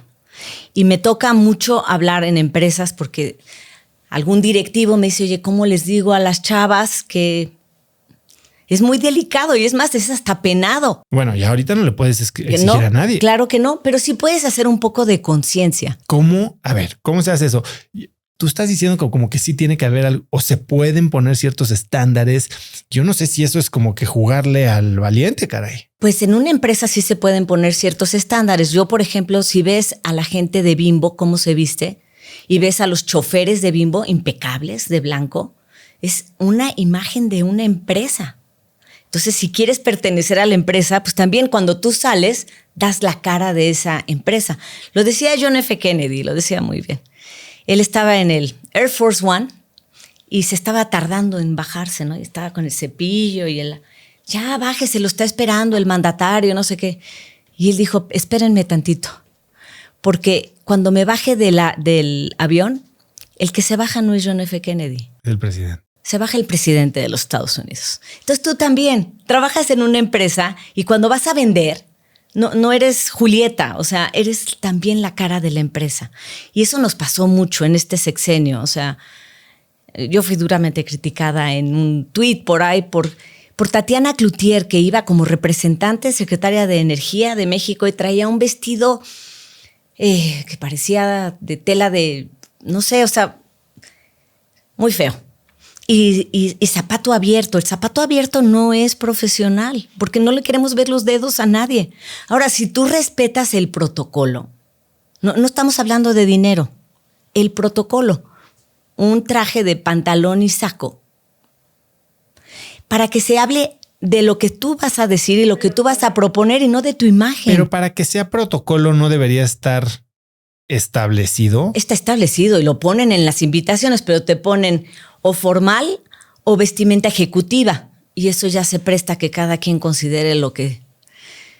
Pero si vas bien vestido, no se va a hablar de tu ropa, se va a hablar de tus ideas, de tu visita, de tu propuesta. Si vas mal vestido, hubo una secretaria que iba con Crocs. Eso como que es lo opuesto a lo que sucede en una alfombra roja, ¿no? Donde la gente quiere que les pregunten por lo que sea, pero les preguntan por la ropa. Pues claro, a eso vas.